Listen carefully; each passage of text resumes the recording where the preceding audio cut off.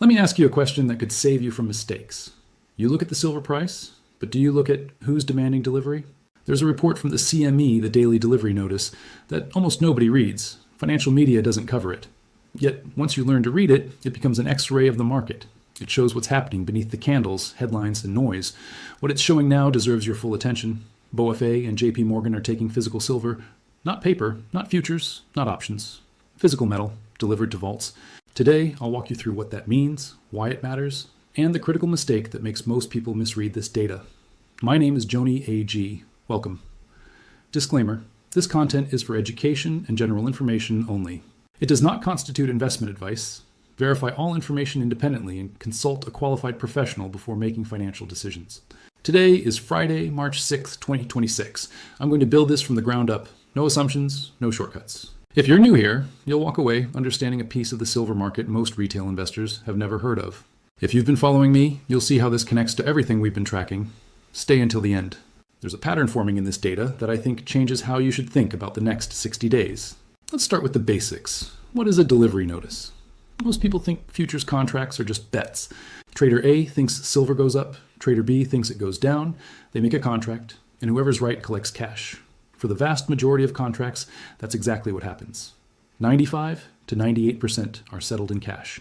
They're rolled to the next month or closed out before expiration. Nobody takes delivery, nobody moves metal, but there's that small percentage, and it's a very important percentage, where someone says, I don't want cash, I want the silver, give me the metal. When that happens, there's a formal process.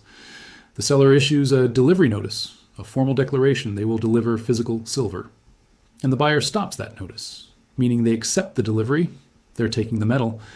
So the report has two sides. Issued, who's supplying the metal, and stopped, who's taking the metal. And the CME publishes this information every single day during delivery months. Now here's why this matters more than you might think. The silver price on your screen is a scoreboard. It tells you the number, but the delivery notice is the game film. The scoreboard says the score is 82 to nothing. The game film shows you who scored, how they scored, and what the defense was doing. When you watch the game film, when you look at who is stopping delivery and in what size and how consistently, you start to see things that the price alone will never tell you. Which brings us to the current situation. On Monday, March 3rd, 2026, the CME published delivery notices for silver with a settlement price around $82.92 per ounce. When you look at the stop side of that report, the buyers, the entities accepting physical delivery, you see names that should make you sit up straight. Now, before we go any further, I need to give you the mature rate on this, because the internet is full of people who will take data like this and turn it into a conspiracy theory in about 30 seconds. So let me be very clear. A bank stopping delivery can mean many things. It can mean they're restocking vault inventory. It can mean they're fulfilling a client order. It can mean they're doing internal arbitrage between their paper and physical books. It can mean their industrial customers, the solar manufacturers, the electronics companies, need metal and the bank is sourcing it. There are legitimate operational reasons for every single delivery notice that gets filed. So I'm not going to sit here and tell you BofA is hoarding silver because they know it's going to $500. That's not how serious analysis works. What I'm going to tell you is this. When major banks repeatedly appear on the stop side of delivery notices in size during a month where registered inventory is already tight, that is a signal. Not a verdict, a signal, and signals deserve attention. Let me explain why through three specific mechanisms. The first mechanism is perception. When institutional players, especially banks with household names, are visibly taking physical delivery, it changes the narrative in the market. Other participants see it, analysts track it, and the question starts circulating. Is smart money accumulating physical? That question alone shifts sentiment. It doesn't guarantee a rally tomorrow, but it raises the psychological floor under the market. It makes sellers a little less aggressive and buyers a little more confident. The second mechanism is inventory pressure. Every ounce that gets delivered out of COMEX registered vaults is one less ounce available for future delivery. And right now, registered silver inventory has been on a declining trend. We've seen it drop below 90 million ounces since late 2025. Let me make sure you understand the distinction here, because it matters enormously. COMEX vaults hold two categories of silver, eligible and registered. Eligible silver is metal that's sitting in an approved vault. It might be owned by a private investor, a family office, a mining company. It's there, but it's not necessarily for sale. Registered silver is different. Registered is the metal that has been warranted, meaning it carries an official delivery receipt, and is available for immediate delivery against a futures contract. Registered is the for sale sign on the vault door. When deliveries are elevated and registered inventory is falling at the same time, the math starts getting uncomfortable. Because registered silver is the only metal that can actually settle futures contracts without additional steps. And when that number shrinks while demand for delivery grows, you're watching a tightening in real time. You're watching the distance between paper promises and physical reality get smaller and smaller. And here's the number that should sit in your mind. Each COMEX silver futures contract represents 5,000 ounces. So when you see a few hundred contracts standing for delivery in a single day, that's over 1 million ounces leaving the registered pool. Multiply that across an entire delivery month, and you're talking about tens of millions of ounces against a registered inventory that's already trending lower. The arithmetic gets uncomfortable fast. The third mechanism is the premium effect. This one hits you directly in the wallet. When the physical market tightens, when deliveries are elevated and inventory is declining, retail premiums tend to rise. Not because dealers are greedy, because dealers are pricing in the same tightening that the delivery data is showing. The spot price might dip, but the price you actually pay for a coin or a bar holds steady or goes up. Paper and physical start to diverge, and that divergence is one of the most important signals in the entire silver market. Now let me connect this to the bigger picture, because delivery notices don't exist in a vacuum. They exist inside a market structure. And right now, that structure is telling a very specific story. On the COMEX side, registered inventory has been in a declining trend.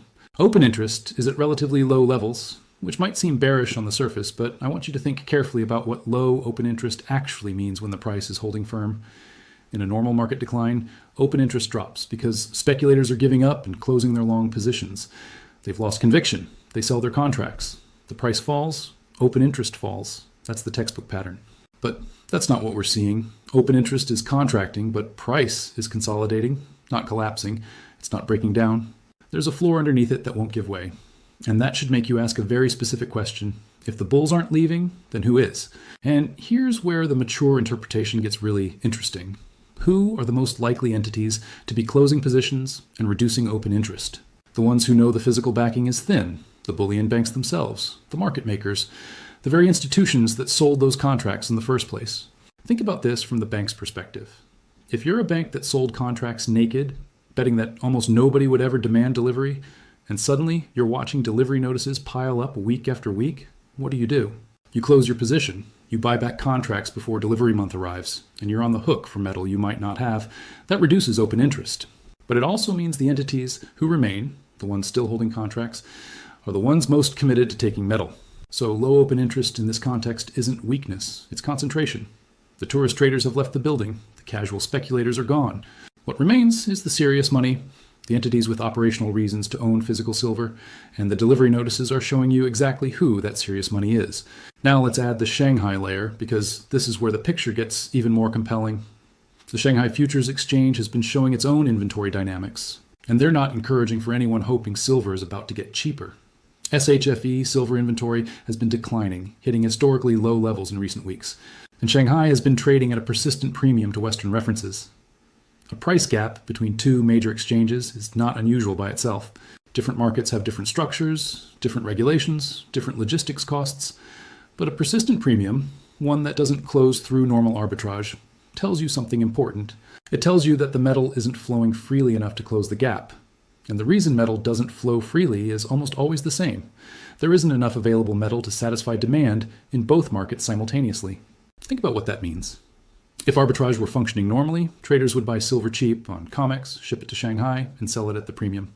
That buying in New York would push the COMEX price up, the selling in Shanghai would push that price down, and the gap would close. But to execute that trade, you need to actually get your hands on physical metal. You need to demand delivery from COMEX. And when you do, you discover that registered inventory is tight, delivery queues are building, and the metal isn't as available as the paper market implies. So the arbitrage trade, instead of closing the gap, exposes it. It drains Western vaults further, it widens the tightness, and the premium persists or grows. This is the context in which BofA and JPMorgan are stopping delivery. This isn't happening in a relaxed, well-supplied market where physical silver is sitting in piles waiting to be claimed. This is happening in a market where registered inventory is declining. Shanghai is paying a premium. SHFE warehouses are at low levels, and open interest is contracting while price holds firm. Every single one of those data points is telling the same story. Physical metal is in demand, and the entities demanding it are not retail stackers buying 10-ounce bars online. They're institutional players using the formal delivery mechanism of the world's most important commodities exchange. Now the apparent paradox. And this is the part that confuses everyone. If you've been following the research and commentary from some of the same banks appearing in delivery notices, you might have seen price targets or analyst notes that seem bearish, or at least cautious, on silver. And then you look at the delivery data and you see those same institutions taking physical metal, and you think, wait, they're telling me the price should go down, but they're paying to take delivery? That doesn't make sense. Actually, it makes perfect sense once you understand how banks are structured. The research desk that publishes price targets is not the same desk that manages physical inventory. The analyst writing a report about silver's fair value at $70 is operating in a completely different universe than the physical trading desk that needs to source metal for industrial clients or restock vault inventory. These desks can, and routinely do, have completely opposing views because they're solving different problems with different time horizons. And there's another layer to this. When a bank accumulates physical in size, they don't do it at the top of a single day's price action. They buy in windows. They take delivery across multiple days, multiple weeks, sometimes multiple months. They're not trying to catch the bottom. They're trying to secure ownership. And if the priority is ownership, if the priority is having the metal, then paying today's price is perfectly rational, even if you think the price might dip next week. Because in a tightening market, the risk of not having the metal when you need it is far greater than the risk of paying a few dollars too much per ounce. This is the institutional mindset. And it's the exact opposite of how most retail investors think.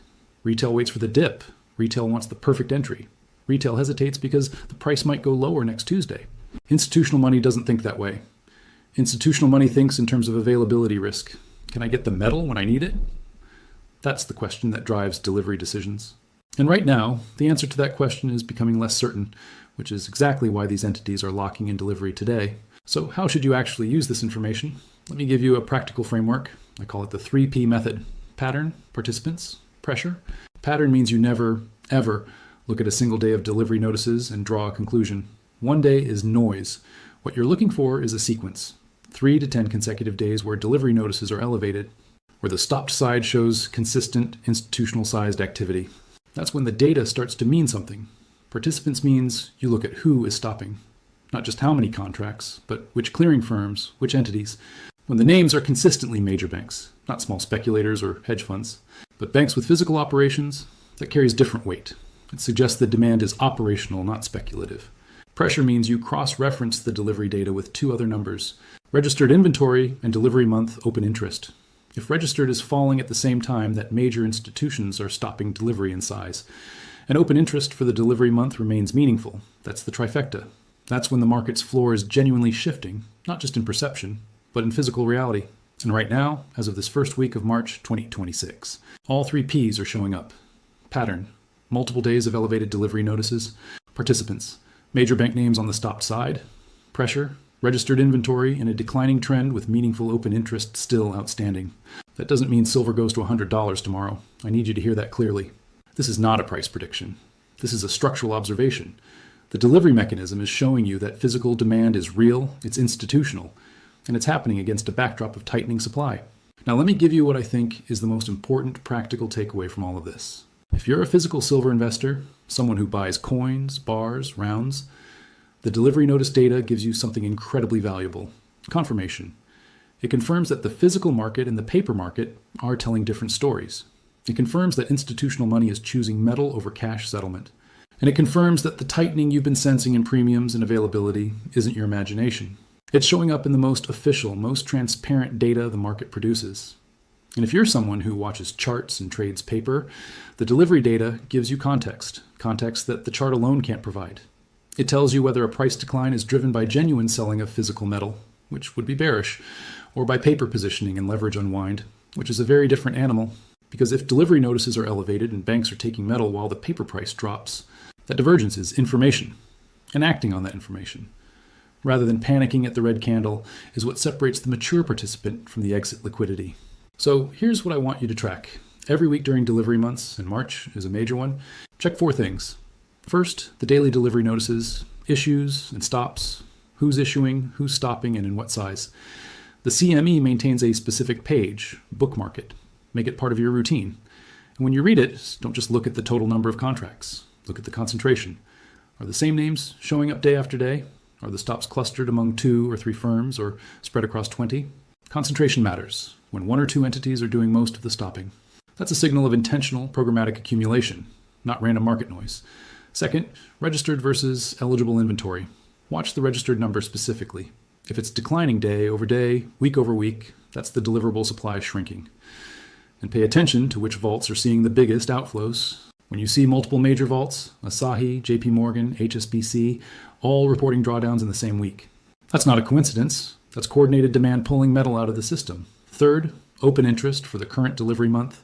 How many contracts could still potentially stand for delivery?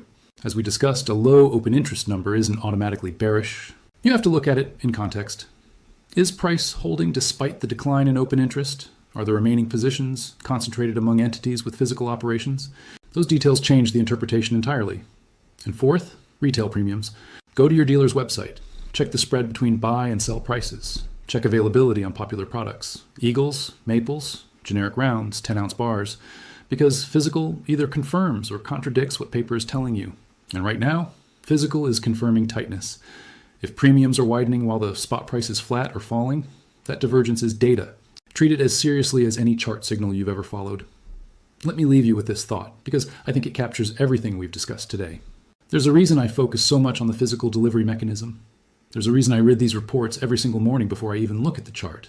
Because price can be influenced, candles can be painted, algorithms can spike the market down 3% in 5 minutes and spike it back up an hour later. That's the nature of a leveraged paper market. But a delivery notice is a real-world action. It's metal moving from one entity to another. It's an irrevocable commitment that costs real money and real logistics to execute. Nobody files a delivery notice as a bluff. Nobody takes possession of 5,000 ounces of silver, arranges the vault transfer, pays the insurance, accepts the warrant as a joke. And when you see that kind of commitment coming from the same institutions that understand the global supply chain better than anyone on Earth, entities with entire departments dedicated to tracking mine output, refinery capacity, industrial demand pipelines, and geopolitical risk to shipping routes. That commitment tells you something that no chart pattern, no moving average, no RSI reading ever will. It tells you that the people with the best information are choosing metal over paper. And in a market where paper claims vastly outnumber physical ounces, that choice has consequences. The question is whether you're paying attention. Now, I want your real opinion. If BofA and JPMorgan are stopping delivery in size, do you think they're positioning for higher prices or just managing inventory? Leave your take in the comments. And if you want me to put together a weekly tracker, top stoppers, top issuers, registered inventory, all in one place, comment stops chart and I'll make it happen. If you enjoyed the content, please like and subscribe to the channel so you don't miss out on future updates. My name is Joni Age G. Thanks for watching. Happy stacking.